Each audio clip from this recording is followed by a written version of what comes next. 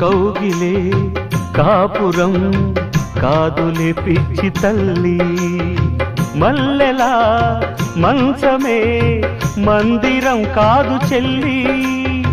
తేనెతో దాహము తీర్చదే నాడు పెళ్ళి, త్యాగమే ఊపిరై ఆడదయ్యేను తల్లి. కామానికి దాసోహం కారాదే సంసారం, కాచుకో భర్తనే కంటి పాపాయిగా, నేర్చుకో ప్రేమనే సంటి పాపాయిగా.